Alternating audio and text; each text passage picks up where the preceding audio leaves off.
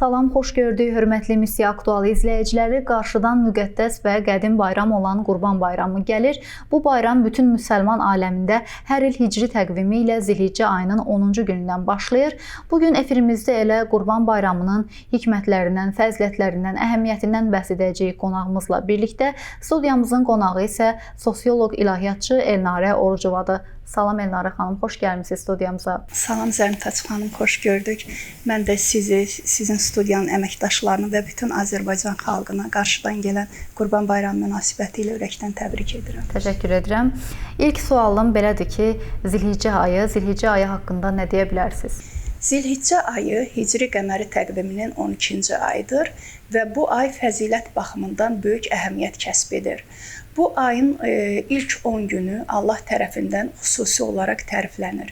Fəcr surəsinin 1-ci, 2-ci ayələrində buyurulur: And olsun dan yeri ağarana 10 gecəyə.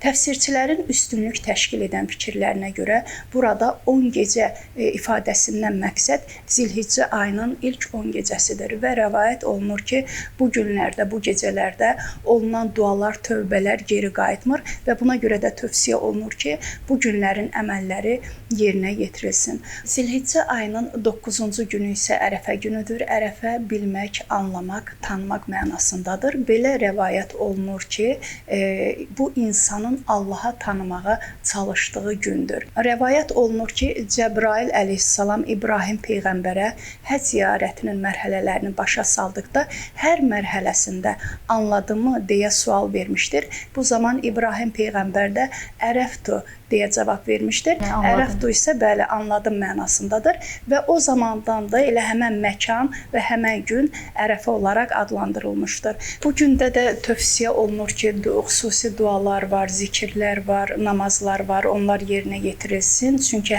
bu gündə rəvayət olunur ki, olunan dualar geri qayıtmır.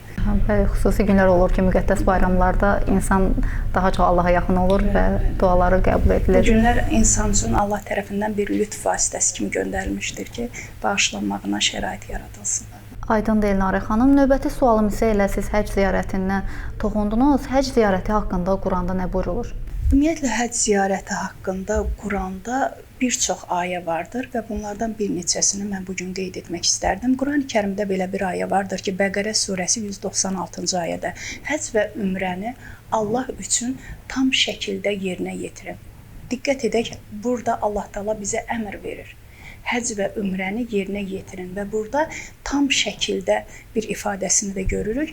Bu tam şəkildə nə deməkdir, nə mənadadır? Biz bilirik ki, həcc ziyarəti mərhələlərdən ibarətdir. Məsələn, orada təvaf var, Səfa və Mərvə arasında səy var və Allah Taala bizi ziyarət edərkən bunu tam şəklində, naqis olmadan yerinə yetirməmizi istəyir. Bəli, vacib əməllərdəndir və bu mərhələlər özü də həcc və ümrənin rukunları sayılır. Daha sonra Ali İmran surəsi 97-ci ayədə buyurulur: İnsanların yoluna gücü çatan hər bir kəsin Beytullahı, yəni Kəbəni ziyarət etməsi Allah qarşısında borcudur. Biz bilirik ki, insanların boynunda bir çox borclar var Allah qarşısında. Məsələn, namaz, oruc, həcc ziyarəti özü. Amma burada bir fərq var. Məsələn, namaz o kəslər bütün insanlara vacibdir. Namaz istər maddi vəziyyəti üstün olsun, istər aşağı olsun, hamıya vacibdir. Lakin həcc ziyarəti elə bir ziyarətdir ki, ayədən də göründüyü kimi yoluna gücü çatan hər bir kəsin, maddi imkan cəhətdən, ona görə də hər bir kəs yəni bu səviyyəyə gəlib çatarsa, maddiyyat cəhətdən artıq necə ki namaz bizə vacibdir, həcc ziyarəti də həmən insan üçün vacib olur. Daha sonra Həcc surəsi 27-29-cu ayələrdə buyurulur: Ey İbrahim, insanlar arasında çağırış et. Onlar sənə tərəf gəlsinlər, istər piyada şəkildə, istər uzaq yolları qət edərək, istər miniklər vasitəsilə. Və bu ayədən də biz görürük ki, həcc ziyarəti təkcə Kəbə evinin ətrafında, Məkkədə, Mədinədə yaşayan insanlar üçün deyil, uzaq məmləkətlərdə yaşayan insanlar üçün vacibdir. Bəli, ayədən də görünür ki, istər miniklər vasitəsilə, istər uzaq yollardan, istər piyada şəkildə. Və burada xitab kimə olunur? Ey İbrahim deyə ayədə xitab keçir, müraciət keçir və bu xitabdan da bizə bəlli olur ki, hələ həcc ziyarəti İbrahim peyğəmbərin vaxtından bizə vacib buyurulmuşdur. Elnarə xanım, Səfa və Mərvə arasında olan səy haqqında Quranda bir ayə varmı? Bu barədə də biraz məlumat verərdiniz. Səfa və Mərvə arasında olan səy haqqında məlumatlar həm Qurani-Kərimdə, həm də hədislərdə yer almışdır. Ümumiyyətlə səy nədir? Səy Səfa və Mərvə təpələri arasında 7 dəfə get-gəl etmək deməkdir. Və bu hadisənin tarixi İbrahim peyğəmbərin zamanına qədər çıxır. Ümumiyyətlə Səfa və Mərvə arasında səy Allaha inamın nişanəsidir, Allaha təvəkkülün, Allaha təslimiyyatın nişanəsidir və Qurani-Kərimdə bəli bu haqqda bir çox ayələr vardır.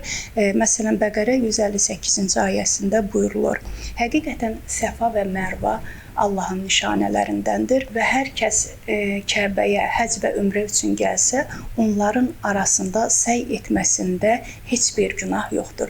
Baxın, ayənin ilk hissəsində biz görürük ki, Allah Taala Səfa və Mərvanı öz nişanələri kimi bizə təqdim edir və buradan bəlli olur ki, bu təpələr İslam dinində müqəddəs əlamətlərdəndir.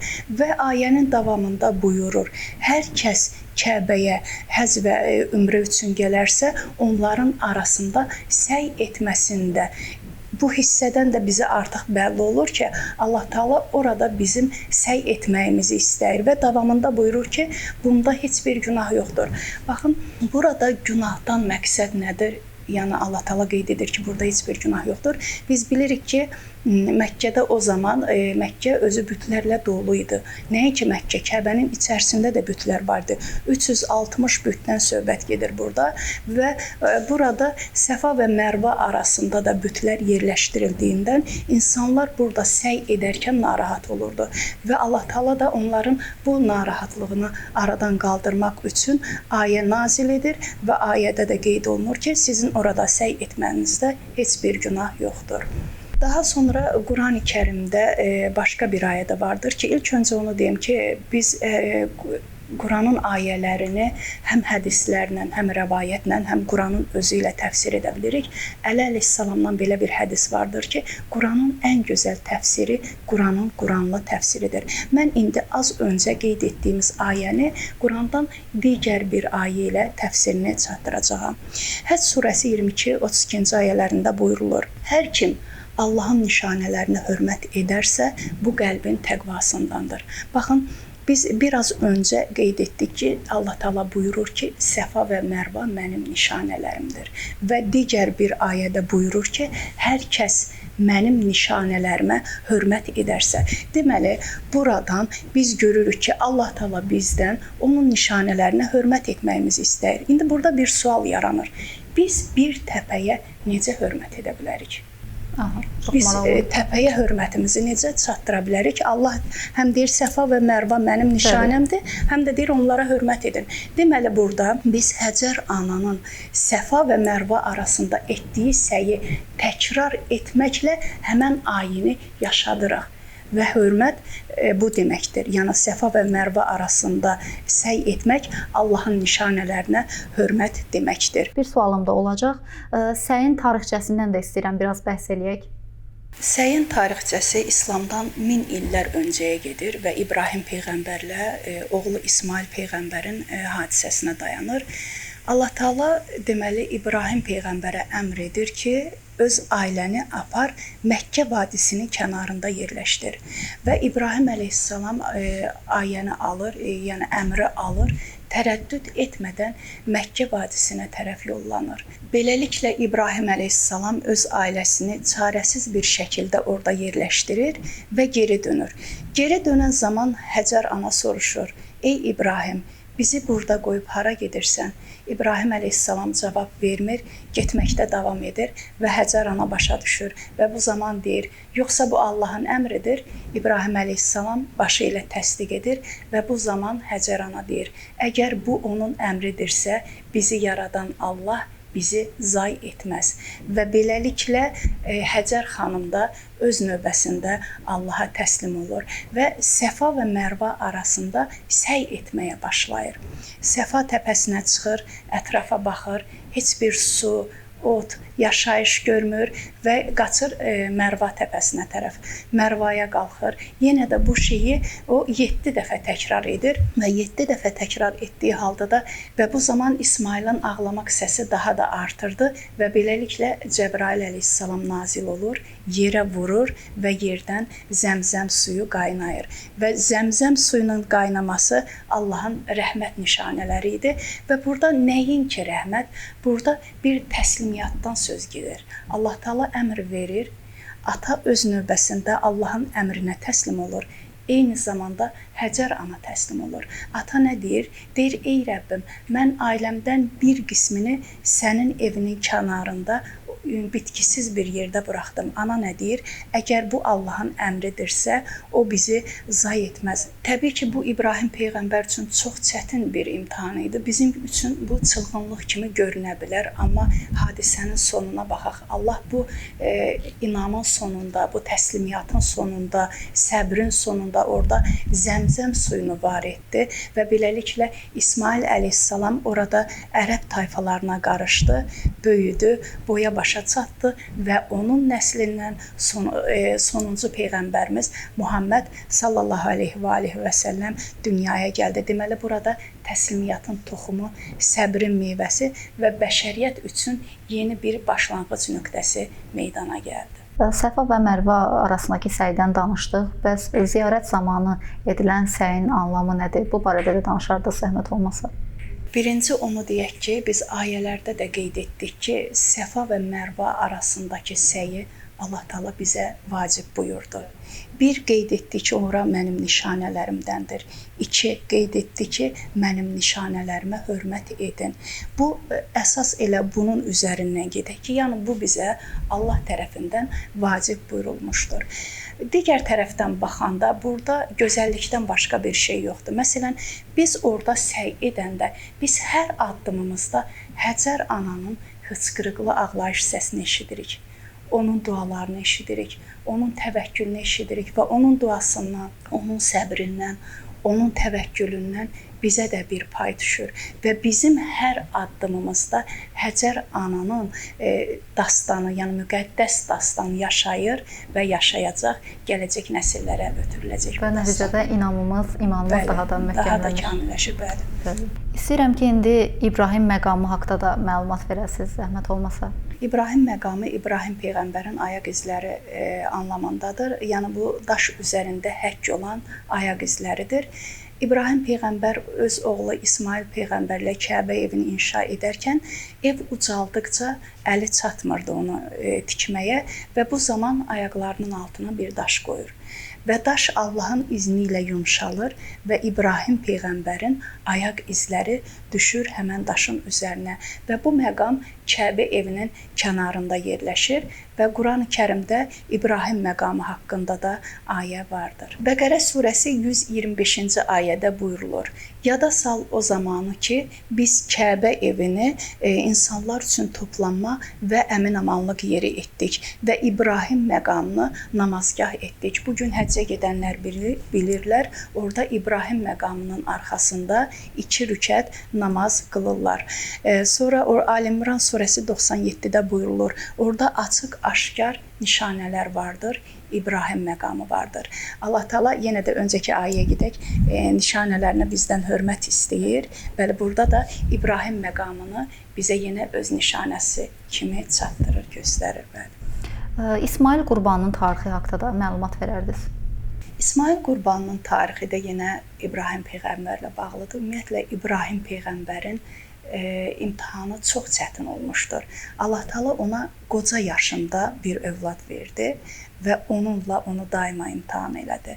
Deməli, İbrahim peyğəmbər yatır yuxuda görür ki, belə deyək də, yuxuda vəhy olunur ki, oğlunu mənim yolumda qurban kəs. Və İbrahim peyğəmbər ayılır, oğluna deyir ki, ey oğul, yuxuda gördüm ki, səni Allah yolunda qurban verirəm. Bu zaman İsmail əleyhissalam nə dedi? Dedi, ey ata, sənə nə əmr olunubsa onu yerinə yetir, İnşallah məni səbr edənlərdən görəcəksən. Və beləliklə hər ikisi Mina dağına tərəf yollanır və yolda onların qarşısını 3 dəfə şeytan kəsir. və o şeytana 3 dəfə burada daş atır. Bu gün həccə gedənlər həmən o bilərsiniz yəqin ki, orada daş atırlar, həmən o hadisədən qalmışdır. Və beləliklə Mina dağına çatırlar. İbrahim peyğəmbər oğlu İsmailin boğazını kəsmək istəyir. Bu zaman bıçaq kəsmir. İbrahim peyğəmbər çox narahat olur. İkinci dəfə cəhd edir, yenə də bıçaq kəsmir. İbrahim peyğəmbərin narahatlığının səbəbi nə idi burada? O Allaha təslimiyyatını göstərmək istəyirdi. Ona necə təslim olacağını. Və bu zaman üçüncü cəhd edəndə isə qeybdən bir qoç gəlir və belə bir ayə nazil olur ki, və fədəynahu bizibhin əzim. Biz onu böyük qurbanlıqla əvəz etdik. Burada bir şeyi aydınlaşdıraq. Deməli, Allah yolunda kəsilən İsmail əleyhissalam olacaqdı. Amma bir qoç gəldi, Allah Taala dedi ki, biz onu böyük qurbanlıqla əvəz etdik. Necə ola bilər ki, bir qoç peyğəmbərdən böyük adlandırılar? Müqayisədə böyük qurbanlıq kimi bizə təqdim olunur. Burada biz öncə onu da deyək ki, bir insan əgər nəfsini öz ayaqları altına qoyarsa, Allaha tabe olarsa, mələkdən üstün bir səviyyəyə gəlib çıxar. Amma burada sözü gedən şəxs peyğəmbərdir. Məsum bir şəxsdir. Burada təfsirçilərin üstünlük təşkil edən fikirlərinə görə böyük qurbanlıqdan məqsəd İmam Hüseyn əleyhissalamdır. Məktəbdə də müəllimlər həmişə bizə bunu danışardılar. Həqiqətən də çox ibrətamiz bir hekayədir. İstəyirəm ki, qurbanlığın fəlsəfəsindən də danışaq, zəhmət olmasa. Qurbanlığın fəlsəfəsi burada qayıdaq lap ilk Adəm əleyhissalamın dövrünə. Qurbanlıq biz bilirik ki, Habillə Qabilə də buyurulmuşdu da, ayədən göründüyü kimi. Allah Taala Habildən, Qabildən də qurban istədi və bu zaman Habil öz heyvanlarının ən gözəlini gətirdi, Allah yolunda qurban kəsdi. Qabil isə öz məhsulunun ən çürüklərini gətirdi, Allah yolunda təqdim etdi və ayə nazil oldu ki, biz Habildən qəbul etdik, Qabildən isə etmədik. Və ayin o zamandan İbrahim peyğəmbərin dövrünə qədər davam etdirilmişdir və bu ayinə bidətlər sirayət etmişdir. Yəni Allah yolunda insanlar təqdim olunurdu. İnsanlar öz mallarını, heyvanlarını deyil, Allah yolunda öz canlarını fədavi edirdilər və buna görə də baxın İsmail qurbanı sanki insanlara bir necə deyim, nümunə oldu. Göstəriş oldu ki, yəni ki, siz Allah yolunda öz canınızı deyil, malınızı verin. Və digər bir tərəfi isə burada İbrahim peyğəmbərin imtahanı var. Nəinki İbrahim peyğəmbərin, İsmail peyğəmbərin də imtahanı var. Burada bir sual yarana bilər ki, məgər Allah Taala bizi imtahan etmədən bizim hadisələr qarşısında nə edəcəyimizi bilmir? Təbii ki, Allah bilir. Allahın əbədi və əzəli elmi vardır. Məni imtahan etsə də, etməsə də, hər hansı bir hadisə qarşısında mənim nə edəcəyimi biləndir. Amma imtahanlar bilirsiniz nə üçündür? İmtahanlar bizi bizə tanıtdırmaq üçündür. Məsələn, Allah Taala ayədə deyir ki, mən sizə şah damarınızdan belə yaxınam. Allah bizi tanıdığımız kimi biz özümüzü tanımırıq. Allah Taala imtahan vasitəsilə bizi özümüzə tanıtdırır, həmçinin ətrafdakı insanlara tanıtdırır. Məhz o səbəbdən də elə İbrahim peyğəmbər bu imtahanlardan çıxandan sonra belə bir ayəmiz də var ki, Qurani-Kərimdə onda sizin üçün nümunələr vardır. Çox gözəl. Sonuncu sualı da ünvanlamaq istəyirəm. Bu demək olar ki, hər bir müsəlman üçün bu da çox maraqlıdır. Qurban bayramında nələrə diqqət edilməlidir? İlk öncə onu qeyd edək ki, Qurban bayramında kəsilən qurbanlar eyibsiz olmalıdır. Qoçlar 1 yaşında, inək 2 yaşında, dəvə 5 yaşında olmalıdır. Amma əgər bu heyvanlar, məsələn, qoç 1 yaşında deyil, amma 1 yaşında olan bir qoç kimi görünürsə, onu kəsmək olar. Bir də kəsmək sarıdan bəzən insanlar belə yayğın olubdu bu hallar. Belə edirlər ki, məsələn, bir heyvanı böyüdürlər, deyirlər ki, qurbanlıqda kəsməliyəm. Və qurban zamanı gəlir, bu heyvanı kəsir, insanları pay edir və bu qurbanı, bu əti pulla insanlara satır. Bu qurbanlıq hesab olmur. Yəni qurbanlıq fəda etmək adından da göründüyü kimi pay kimi verilməlidir. Və yaxud 3-4 nəfər bir yerə yığılırlar, bir heyvan kəsirlər və onu bölürlər, öz aralarında aparırlar. Bu da qurbanlıq hesab olunur. O insanlarda hərə öz payından heç olmasa 3 pay verməlidir. Məsələn, bir heyvanı kəsdilər, onu 3 yerə böldülər. O hərə öz payından 3 pay verməlidir. Yəni kimlərəsə verməlidir. Qurban kəsmək həcdə vacib bir əməldir, amma digər məmləkətlərdə vacib deyil. Məsələn, həcc ziyarətinin mərhələlərindəndir. O qeyd etdik ya, səy, təqsir, tavaf və s. Qurbanda, həcc ziyarətində qurbanı kəsmək vacibdir. Amma digər məmləkətlərdə, məsələn Azərbaycanda bizim üzərimizdə vacib bir vəzifə deyil. Amma bunu öz istəyimizə əsasən özümüzü məşəqqətə salmadan, yəni imkanı kiminsə varsa, Allah yolunda bu qurbanı kəsib təqdim edə bilər və burada bir şey də qeyd edim ki, qurban ətini belə bir şey yoxdur ki, yalnız müsəlmanlara verəsən. Yəni digər din mənsublarına da bu ətdən pay vermək mümkündür. Təşəkkür edirik. Öz dəyərli bilgilərinizi bizimlə bölüşdünüz, dəvətimizi qəbul etdiniz. Çox sağ olun. Mən də öz növbəmdə təşəkkür edirəm sizə dəvət etdiyiniz üçün. Çox sağ olun. Ümid edirik ki, bugünkü mövzumuz İslamı qəbul etmiş hər bir müsəlman üçün maraqlı oldu. Qarşıdan gələn Qurban Bayramınız mübarək. Sağ olun.